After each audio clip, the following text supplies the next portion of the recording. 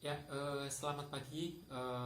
Semoga hari ini kita berada dalam keadaan yang sehat untuk dapat mempelajari tentang paragraf. Jadi,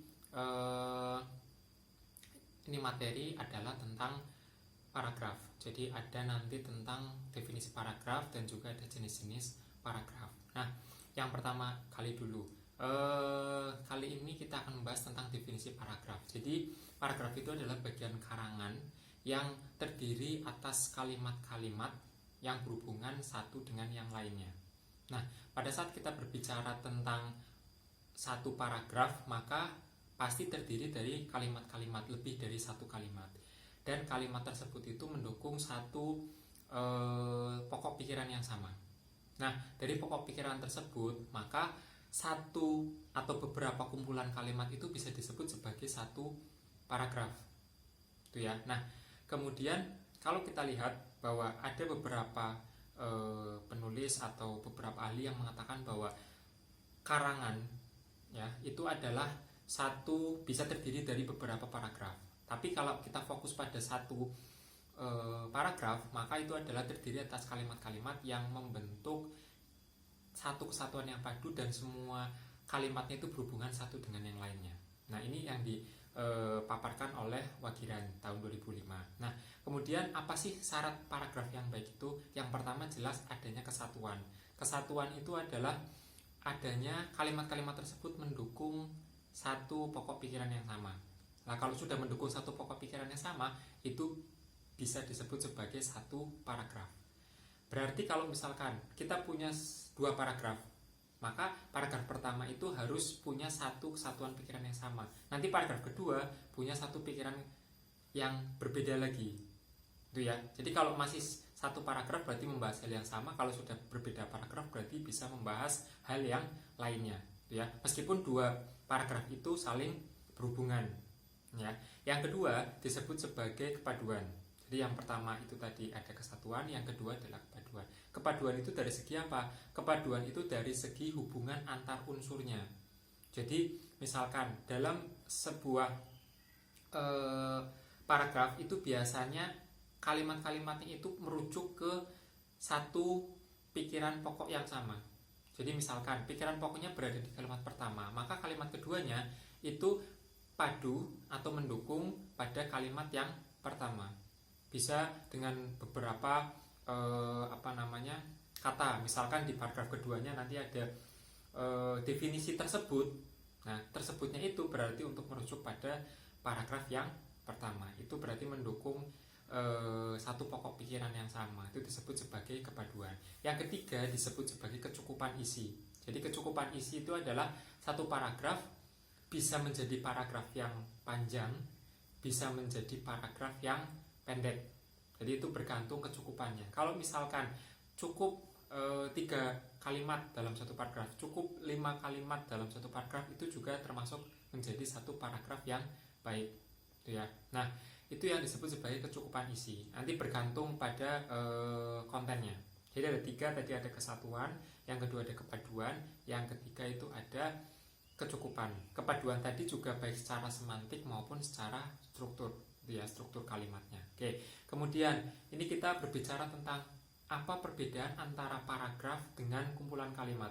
Nah, kalau paragraf itu tadi kita sudah pelajari bersama-sama bahwa merupakan satu bagian karangan yang terdiri dari kalimat-kalimat tapi mendukung satu pokok pikiran yang sama.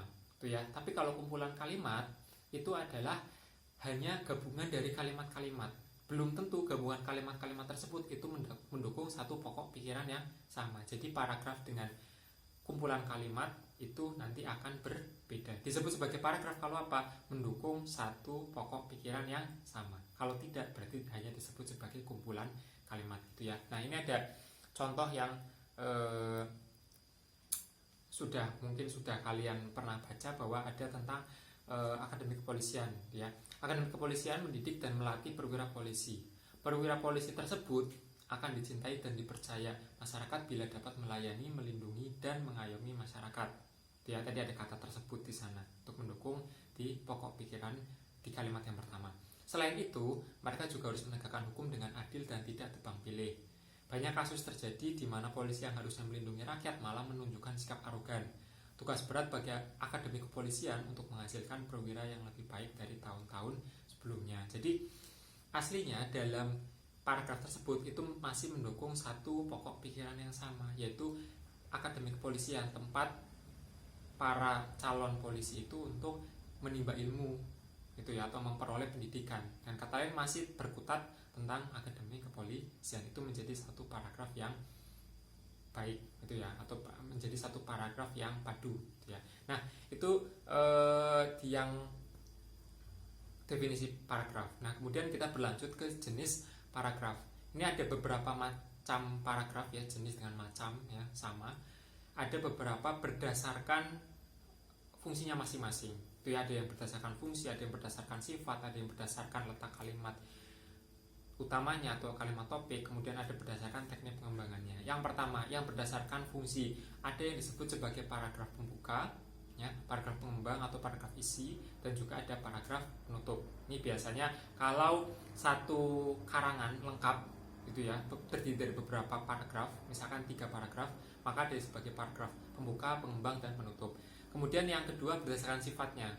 Ini ada yang semuanya kalimat utama ya, atau kalimat topik, ada juga yang memiliki kalimat topik. Yang semuanya kalimat utama atau kalimat topik itu ada paragraf naratif dan juga paragraf deskriptif. Semuanya dalam paragraf tersebut kalimatnya kalimat utama. Ya. Kemudian yang kedua ada memiliki kalimat topik, itu ada paragraf argumentatif dan juga ada paragraf eksposisi. Ya. Atau ekspositoris, sama aja bahasanya. Kemudian yang ketiga berdasarkan letak kalimat topiknya itu ada paragraf deduktif, ada paragraf induktif, dan paragraf campuran. Mungkin sudah kalian pelajari di waktu SMA ya. Jadi kalian sudah pernah pelajari bahwa ada paragraf deduktif yang kalimat utamanya berada di awal, induktif yang berada di akhir, dan campuran yang berada di awal dan akhir ya. Kemudian yang keempat berdasarkan teknik pengembangannya.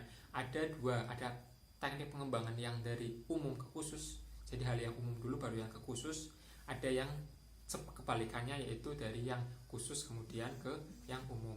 Oke, kita pelajari dulu 4 hal saja ya, 4 paragraf saja. Yang pertama itu disebut sebagai paragraf deskriptif.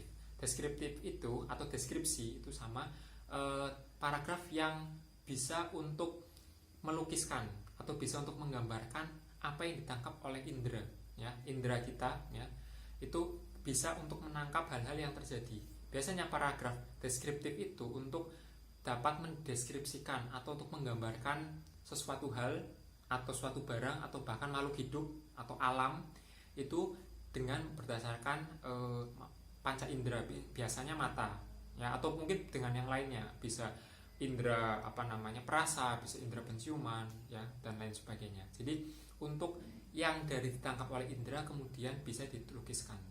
Ya, biasanya untuk melukiskan tempat nih, biasanya taman ini sangat bagus, ya, warna rumputnya hijau. Jadi kan itu kan yang ditangkap oleh mata kemudian baru dituliskan dalam bentuk paragraf deskriptif. Oke, itu sekilas. Yang kedua disebut sebagai paragraf argumentatif. Paragraf argumentatif itu dari pendapat, argumentasi. Nah, tujuannya apa? Adalah untuk dapat memaparkan atau untuk dapat menyampaikan apa yang menjadi pendapat kita kepada orang lain ya, dan kemudian hal tersebut dapat dimengerti oleh orang lain. Bisa untuk mengajak, bisa juga tidak, hanya untuk memberitahu. Itu yang disebut sebagai paragraf argumentatif atau argumentasi. Objek yang dibahas itu bisa masalah, bisa pendapat maupun alasan ya. Ciri khasnya itu ada logis, kemudian sistematis yang memaparkan, dan biasanya ada juga dilengkapi dengan pendapat-pendapat pribadi ya, alasan-alasan, pendapat, dan sebagainya. Kemudian jenis paragraf yang digunakan bisa deduktif, induktif, campuran, semuanya bisa. Teknik pengembangan paragrafnya ya, jadi ada teknik pengembangan paragraf. Bisa pakai sebab akibat ya, ada sebabnya dulu baru setelah itu akibat. Kemudian ada akibat sebab, kebalikannya. Nanti setelah itu ada pemberian contoh ya, setelah itu ada pemberian fakta atau bukti. Itu untuk paragraf argumentasi. Kemudian ada paragraf eksposisi. Paragraf eksposisi itu adalah paragraf yang untuk memaparkan ya, ada suatu hal yang ingin kita sampaikan, kita bisa paparkan ya, atau fakta-fakta umum kita bisa paparkan dengan menggunakan paragraf eksposisi. ya, dari kata exposition, membuka, memaparkan, menjelaskan. Tujuannya untuk memberitahukan, untuk mengupas, untuk menguraikan, maupun untuk menerangkan. Jadi intinya adalah memaparkan hal yang ingin kita sampaikan. Nah, jenis paragraf yang digunakan bisa deduktif, induktif, campuran, sama. Kemudian objek yang dibahas itu bisa fakta, bisa hasil analisis, bisa teori, ya, bisa langkah-langkah kerja, bisa struktur, maupun bisa mekanisme kerja, ya. Kemudian ciri khasnya adalah komprehensif atau menyeluruh dan juga tidak memihak. Karena kalau sudah ada kata keberpihakan, berarti itu masuknya ke paragraf yang sebelumnya, yaitu argumentasi, ya. Kemudian ada teknik pengembangan paragrafnya, bisa pakai identifikasi, bisa pakai perbandingan, bisa pakai ilustrasi, bisa pakai klasifikasi, bisa pakai definisi, bisa pakai analisis. Ya, kalau identifikasi berarti menyebutkan ciri atau unsur. Kalau perbandingan berarti persamaan, perbedaan. Ya, ilustrasi itu berarti memberikan contoh. Dan klasifikasi itu membuat menjadi bagian-bagian. Ya, kemudian setelah itu definisi itu biasanya adalah pengertian-pengertian, dan juga ada hasil analisis adalah memecah menjadi bagian-bagian yang sama, ya. Nah, itu yang tentang paragraf eksposisi. Kemudian ini juga sebagai catatan bahwa untuk karya ilmiah, ya, atau nantinya kalian akan menyusun makalah, kalian akan menyusun tugas akhir, atau kalian menyusun skripsi, itu biasanya paragraf yang digunakan dalam bentuk skripsi atau dalam bentuk tugas akhir atau makalah itu adalah dengan menggunakan paragraf eksposisi yang memaparkan. Jadi misalkan kalian sudah menemukan teori-teori atau kalian menemukan hal-hal yang berhubungan dengan tugas kalian, kemudian kalian paparkan dengan menggunakan paragraf eksposisi, itu ya. Oke. Kemudian yang terakhir sebagai pengetahuan untuk kalian adalah dengan menggunakan paragraf naratif, ya. Naratif atau narasi itu adalah paragraf yang digunakan untuk menceritakan, ya. Biasanya unsur yang hadir itu 5W 1H, ya. Ada who, what, where, when, why, dan how, gitu ya. Nah, paragraf ini biasanya ada pada cerita fiksi, ya, baik novel, baik itu cerpen, itu ya, maupun pada karya sastra, bisa untuk kalian menceritakan, gitu ya. Dan biasanya menceritakannya itu berdasarkan kronologi waktu. Jadi ada kronologinya dari jam sekian sampai jam sekian dan lain sebagainya. Dan biasanya hal-hal tersebut itu dibahas semuanya dalam paragraf narasi ini. Oke. Nah, kemudian memahami semua jenis paragraf tadi yang sudah saya paparkan itu dapat kalian gunakan untuk dapat menulis berbagai jenis tulisan. Misalkan mau menulis skripsi, paragraf eksposisi.